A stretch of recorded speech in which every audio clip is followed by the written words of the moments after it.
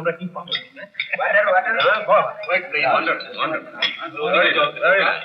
বাহ, চমৎকার।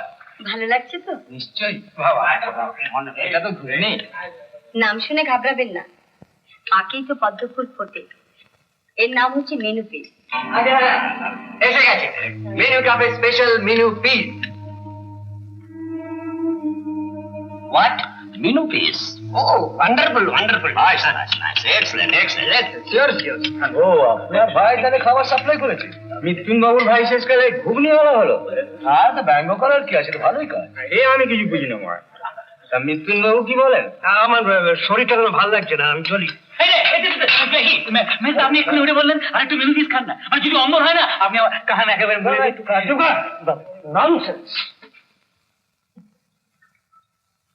গুরু বমকে গেছে। ছি ছি ছি ছি ছি, this is something I cannot imagine. ও কি মনে করেছে কি ও যা খুশি তাই করতে পারে? চায়ের দোকান করেছে, মেয়েটাকে দিয়ে চা বিক্রি করেছে, এই স্কুলে চা বিলি করেছে, সব আমি সহ্য করেছি। এখন স্কুলেতে ঘুগনি সাপ্লাই করছে। ছি ছি ছি, লজ্জায় আমার মাথা কাটা যাচ্ছে। আমার বার লাইব্রেরিতে সবে নাম হচ্ছে, মক্কেল টক্কেল আসছে, আর ওই হতভাগাটার জন্য না না না না দাদা, এই উটকো ঝামেলার জন্য বাড়িটাকে আমি ছোট লোকের আস্তানা করতে দেবো।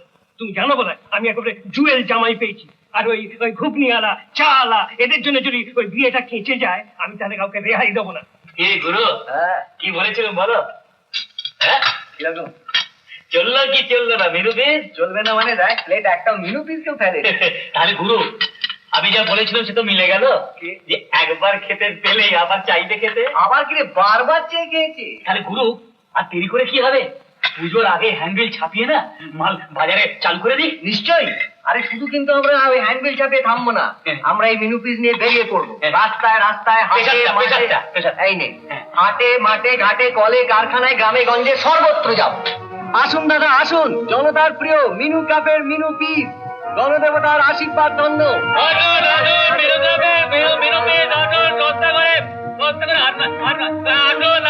একবার খেলে আবার খাবেন, রোজ রোজ খাবেন, বারবার খাবেন। আসুন দাদা, একবার খেলে আর ভুলবেন না। আসুন আসুন দাদা আসুন, মেনু পিস স্পেশাল খাবার, গণদেবতার আশীর্বাদ ধন্য।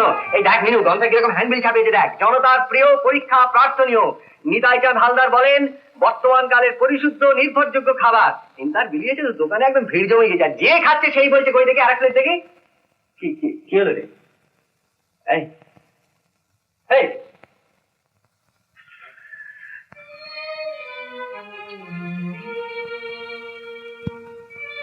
এই কি কাঁদছিস?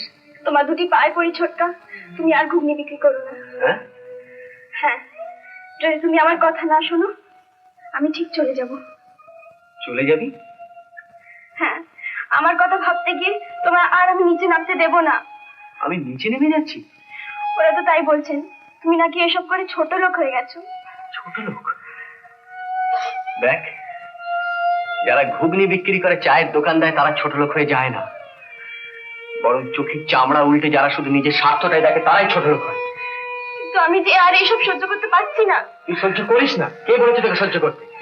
যা খুশি বলুক, তুই কোনো দিকে কান দিবি না, আমাদের কিচ্ছুতে যায় আসে না। তুই জেনে রাখ মিনু, এই মেনু পিস থেকে আমার থেমে থাকা জীবনে গ্রিন সিগন্যাল জ্বলে উঠেছে। তুই দেখিস তোর ছোটকা একদিন মস্ত বড় ব্যবসাদার হবে, বিরাট বড় ব্যবসাদার।